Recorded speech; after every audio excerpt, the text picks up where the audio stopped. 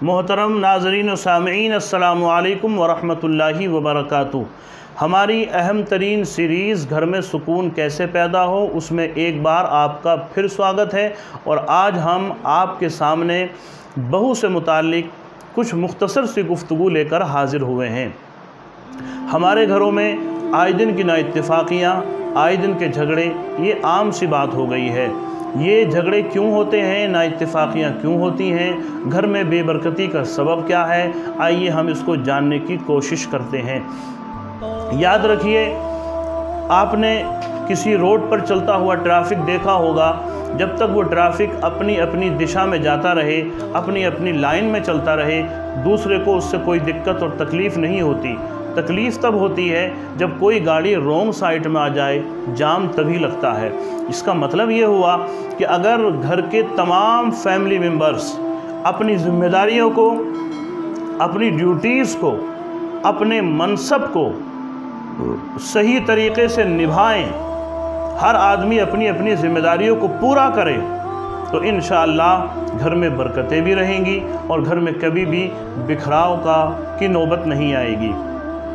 तो घर में जो झगड़े का दूसरा अहम किरदार बहू बनती है, उससे मुताल्लिक़ आज हम गुफ्तगू करेंगे। और हम अपनी उन मुक़द्दस और मोहतरम बहनों से कहना चाहेंगे कि वो अपनी गलतियों को नोट करें, कहाँ कहाँ उनसे गलती हो रही है, कहाँ कहाँ मिस्टेक हो रही है। अंदाज़े बयां गर्चे बहुत शौक़ नहीं है, शायद कि उतर जाए तेरे दिल में मेरी बात।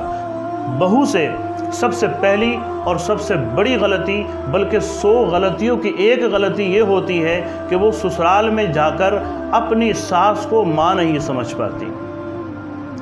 बहू को चाहिए कि वो सास को सिर्फ अपने शौहर की माँ न समझे, बल्कि वो ये समझे कि ये मेरी अपनी माँ है। अब उसके लिए नज़र रखे वैसी ही प्यार की नज़र जो अपनी सगी माँ के लिए रखती है। उसके बारे में गुमान रखे वही अच्छा गुमान जो अपनी सगी माँ के लिए रखती है। उसके बारे में ख़यालात रखे वही जो अपनी माँ के लिए रखती है। याद रखिए, इस्लामी तालीमात इतने हसास हैं इस ताल्लुक़ से। अल्लाह के नबी अलैहिस्सलातु वस्सलाम एक मरतबा अपने घर से निकल के कहीं जा रहे थे। आपने एक ख़ातून को देखा, एक बूढ़ी औरत को देखा कि अपने घर का सामान गठरी में बांध के दरवाज़े पर रखे हुए है और वो किसी आने वाले का इंतज़ार कर रही है। उसने अल्लाह के नबी को देखकर इशारा किया, हुजूर उसके करीब तशरीफ़ लाए। उस औरत ने कहा, बेटा ये गठरी उठाकर मेरे सर पर रख दो। अल्लाह के नबी अलैहिस्सलाम ने वो गठरी उठाई और बूढ़ी औरत के सर पर रखने के बजाय अपने सर पर रखी, और जहाँ तक उस औरत को जाना था, हुजूर ख़ुद उस गठरी को रख कर आए।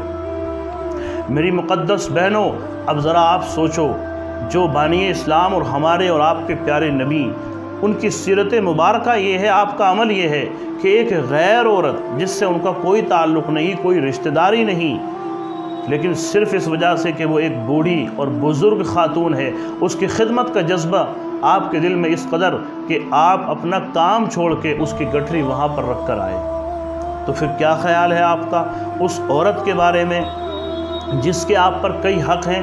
वो आपकी पड़ोसन भी है, तो पड़ोसी के जितने हुकूक, वो उसके हुकूक आपके ऊपर हैं। वो आपके शौहर की माँ भी है और फिर वो आपकी सास भी है। उसकी खिदमत आपको करना चाहिए, और जिस दिन आपने उसको अपनी माँ समझना शुरू कर दिया, इंशाअल्लाहुल अज़ीज़ बहुत सारी नाइत्तेफाकियाँ घर से ख़ुद ब खुद दूर हो जाएंगी। दूसरी बड़ी गलती हमारी मोहतरम बहनों से ये होती है कि वो घर में आकर सबसे पहले अपने शौहर को अपने अंडर कंट्रोल करने की कोशिश करती हैं, अपने ताबे फरमान करने की कोशिश करती हैं। इसके लिए कभी जादू का सहारा लिया जाता है, कभी टोने का सहारा लिया जाता है, कभी तावीज़ात का सहारा लिया जाता है। याद रखिए, कभी कभी बहुत सारी परेशानियों का हल, घर के बहुत सारे झगड़ों का हल हमारे अपने हाथ में होता है। न तावीज़ में होता है, न दुआ में होता है, न बहुत सी बाबागिरी में होता है। अब लेकिन दिक्कत ये है कि हम अपने घर को संवारना नहीं चाहते, हम अपनी गलतियों को सुधारना नहीं चाहते। ख़ातून से गलती ये होती है कि अपने शौहर को अपने ताबे करने की कोशिश करती है। अब कभी तावीज़ का सहारा लेकर, कभी इल्ज़ामात का सहारा लेकर, तरीक़ा कुछ भी हो, लेकिन ये काम बहरहाल बहुत गलत है। इतना गलत कि हदीस पाक और कुरान करीम की तालीमात ये बताती हैं कि दो मुसलमानों में आपस में जुदाई डालना ये अशद हराम है, और फिर सगे बेटे और माँ में जुदाई डालना ये कितना बड़ा हराम होगा। तो उस खातून को चाहिए कि वो ख़ुद को इस गुनाह से बचाए। यकीनन जब वो गुनाह से बचेगी तो उसके घर में बरकतें भी होंगी। तीसरी गलती हमारी खातून से, हमारी उन मोहतरम बहनों से जो किसी घर में बहू बनकर रह रही हैं या उनकी शादी होने वाली है, वो ये होती है कि वो सास को और अपने पूरी ससुराल वालों को शक की नज़र से देखती हैं। हर एक पर शक की नज़र, कोई कमरे में आ गया तो शक, इसने कुछ करा तो नहीं दिया। तो शक की नज़र से न देखें, बुरा गुमान किसी के बारे में ना करें। कुरान में रब फरमाता है इन्न बाद ज़न्नी इस्मुन, बाज़ गुमान ये गुनाह है, तो शक न करें, बल्कि उन सब के ताल्लुक़ से अपना दिल साफ़ रखें। जब आप अपना दिल साफ़ रखेंगी तो इंशाअल्लाहुल अज़ीज़ सबका दिल भी आपकी तरफ से साफ़ रहेगा। ये कुदरत का खामोश इंतज़ाम आपके लिए होगा। चौथी बड़ी गलती हमारी खातून से ये होती है कि ससुराल में वो अपने मैके की तारीफ़ करती हैं। याद रखिए, इस सिलसिले में इंसान बड़ा गैरतमंद वाक़ई हुआ है। जब कोई बहू अपने मैके की तारीफ़ ससुराल में आकर करती है तो ससुराल वालों को ऐसा महसूस होता है कि हमारी बहू हमारी तौहीन कर रही है, हमारी बेइज्जती कर रही है। बहू को चाहिए अपने मैके की तारीफ़ न करें। अल्लाह करे आपके घर वाले बहुत अच्छे हों, पहले से भी ज़्यादा अच्छे हों, लेकिन आपका क्या जाता है अगर आपके तारीफ़ न करने से आपका घर भी बना रहे। और उसी वक्त ससुराल वालों को भी ये सोचना चाहिए कि अगर बहू ने कोई तारीफ़ कर भी दी तो उसे गलत न समझें, उसे अपनी तौहीन न समझें, बल्कि ये समझें कि ये बहू जिस घर में एक लंबा ज़माना गुजार के आई है उसके ख़यालात अभी तक इसके दिमाग में नक्श हैं जिसकी वजह से ये ऐसा कर रही है। तो दोनों तरफ से सब्र का मुज़ाहरा होना चाहिए, दोनों तरफ से समझदारी का मुज़ाहरा होना चाहिए। पाँचवीं गलती जो हमारी खातून से होती है, कभी कभी बहुओं को ऐसा लगने लगता है कि सास किसी एक बहू के साथ तरफदारी कर रही है। जब कई बहुएं हो जाती हैं तो सास का झुकाव कभी एक बहू की तरफ ज़्यादा और दूसरी की तरफ कम हो जाता है। याद रखिए, सास भी एक इंसान है, तो उससे ऐसा हो सकता है इंसान होने के नाते कि उसका झुकाव एक दूसरी बहू की तरफ कुछ ज़्यादा हो और दूसरी की तरफ थोड़ा कम हो।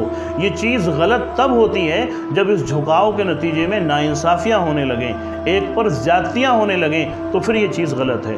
तो सास की भी जिम्मेदारी बनती है कि वो तरफदारी में किसी पर ज़्यादती न करे, नाइंसाफ़ी न करे, वरना इसका जवाब उसे अल्लाह के बारगाह में देना होगा। छठी गलती जो हमारी खातून से होती है वो ये कि ससुराल की बातें मैके में जाकर कहती हैं।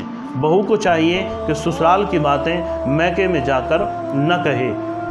ये इतनी बड़ी गलती हो जाती है और इसमें बहुत हद तक जिम्मेदारी बहू के घर वालों की भी होती है, बहू के मैके वालों की भी होती है। जैसे ही बहू ने फ़ोन लगाकर सारी बातें पूरे दिन की अपने घर पर कहीं, अब ससुराल मैके वाले पहले से आस्तीन चढ़ाए हुए तैयार बैठे कि अच्छा हम देखेंगे, हम यूं कर देंगे और यूं कर देंगे। मेरे भाइयों, अपनी नाकें ऊंची करने की कोशिश न करो। अल्लाह के वास्ते अपने घरों को सुकून का गहवारा बनाओ। अपनी इस दौलत, अपनी इस एनर्जी को अपने मुसलमानों के ख़िलाफ़ इस्तेमाल न करो। कीमती ज़िंदगी है, आपने झगड़ों में गुजार दी तो यकीन जानिए आपने अपनी ज़िंदगी का सही मकसद खो दिया है। तो ख़ातून को चाहिए कि वो अपनी सास की इज़्ज़त करे, उसका एहतराम करे, उसके साथ इज़्ज़त के साथ पेश आए। अगर वो ऐसा करेगी तो इंशाअल्लाहुल अज़ीज़ कल जब उसके बेटों के घर में बहू आएगी तो उसके साथ भी ऐसा ही होगा। अदल व इंसाफ फ़कत हश्र पर मौकूफ़ नहीं, ज़िंदगी ख़ुद भी गुनाहों की सज़ा देती है। सिर्फ़ एक हदीस शरीफ रख कर मैं रुख़्सत होना चाहता हूँ। हदीस पाक के लफ्ज़ हैं, अल्लाह के नबी अलैहिस्सलाम ने फरमाया, मन अक़र्रा आइना मुमिनिन अक़र्रल्लाहु आइनहु यौमल क़ियामा। हुज़ूर फरमाते, जिसने किसी मुसलमान मर्द या औरत को आराम पहुँचाया, अल्लाह ताला क़यामत के रोज़ उसे आराम पहुँचाएगा। ये हदीस शरीफ इमाम गज़ाली की इहयाउल उलूम के अंदर मौजूद है, जो मैंने आप हज़रात के सामने अभी पढ़ी है। इहयाउल उलूम की जिल्द 2 किस्त 4 के सफ़ा 505 पर यह हदीस मौजूद है। इसलिए हमारी खातून को चाहिए कि वो सास की खिदमत करें, और ख़िदमत करने से उसको सवाब भी मिलेगा, साथ में घर में बरकतें रहेंगी और घर में जो झगड़े हैं वो भी बहुत हद तक कम हो जाएंगे। अल्लाह ताला हमें और आपको अमल की तौफीक अता फ़रमाए। अंदाज़े बयां करके बहुत शौक़ नहीं है, शायद कि उतर जाए तेरे दिल में मेरी बात। अस्सलामु अलैकुम व रहमतुल्लाहि व बरकातहू।